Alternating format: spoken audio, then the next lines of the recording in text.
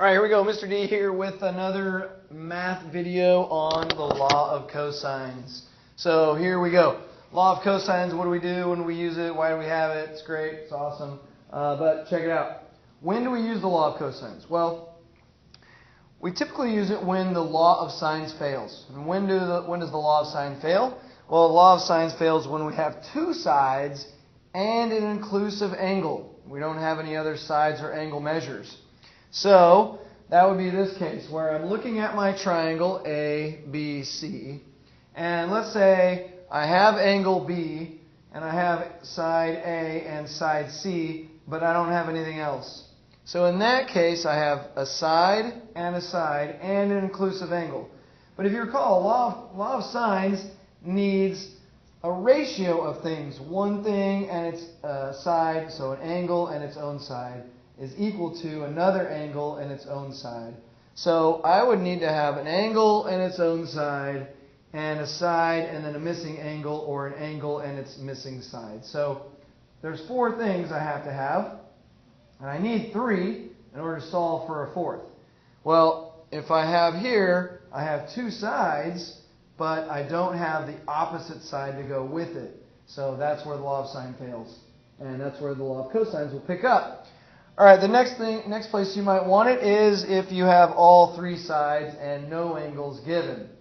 All right, so here's the basic components, the formulas.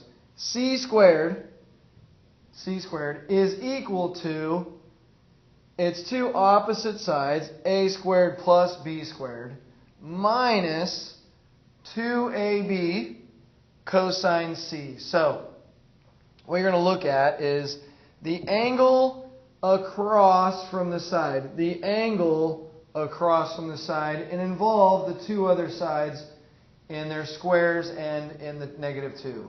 All right, so just for trying to remember that as a concept. You can remember the formula, but it's easier to just kind of remember, well, I have an angle, but I'm missing the opposite side, and I might have the two other sides. So it's when the law of sines doesn't work, okay? Then that's the way you'll structure the problem. B squared is equal to a squared plus c squared minus 2ac times the cosine of angle B.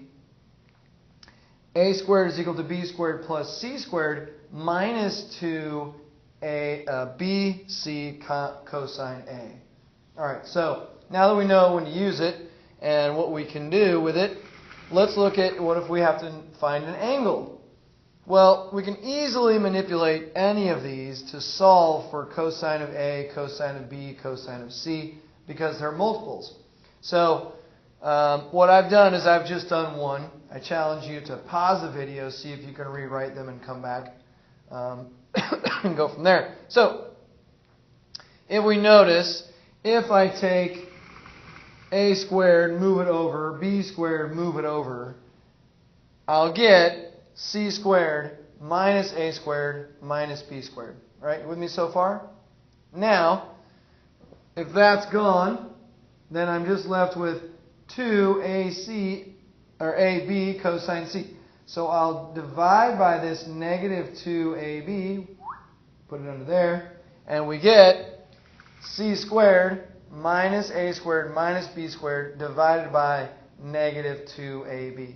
Now, I know you might see other variations of this formula where they factored out a negative and they get rid of some of these things, but I like to keep it like this. It's just as easy to put in the calculator. It might be another step you might have to take, but it's all well and good. All right, so let's look at an example problem. Here we go. Number 1. Solve the triangle round to the nearest tenth for the sides and the nearest angle for the degrees. Okay. So I have two sides and the inclusive angle. So I already know I can't use law of cosines, or law of sines, hence the video for the law of cosines.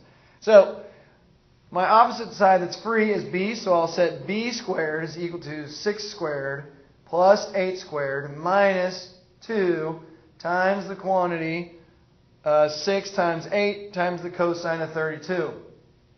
Simplifying, b squared is equal to 36 plus 64 minus 2 times 48 is 96, which means we have cosine of 32 inside there. And then, if I take the square root of b, now normally we take the square root and get plus or minus, but it's a length, so it's not going to be negative length.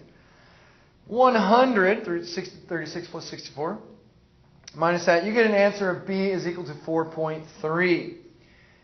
Now we use law of sines to solve the rest of the problem. So now we have sine of a over 6 is equal to sine of 32 over b. See, now we have the correct ratio, and we can solve for angle A. Angle A is equal to sine inverse of 6 sine 32 over 4.3, and we get 47.6.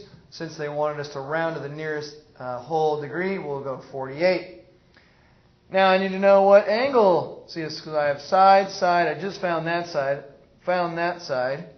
or angle. Now I just need to find that angle. Well, angle C is 180 minus 32 minus 48, which is 100 degrees. All right. Example number 2. Let's say we have a situation where we have all the side lengths but no angle. So, what do we have? We've got angle A, B, and C unidentified. We do have an A length of 3, a B length of 6, and a C length of 4. And so again, I'm just going to choose an angle. Well, they want us to find a measure of angle B. So again, it'll always start measure of angle B is equal to the cosine inverse, and then that angle opposite squared minus the other two. So B squared minus A squared minus C squared all over, and then those two pieces there, A and C, in the denominator divided by negative 2AC. We get 6 squared minus 3 squared minus 4 squared all over negative 2 times 3 times 4, just filling it in. And 6 squared is 36, minus 9 minus 16, divided by negative 24.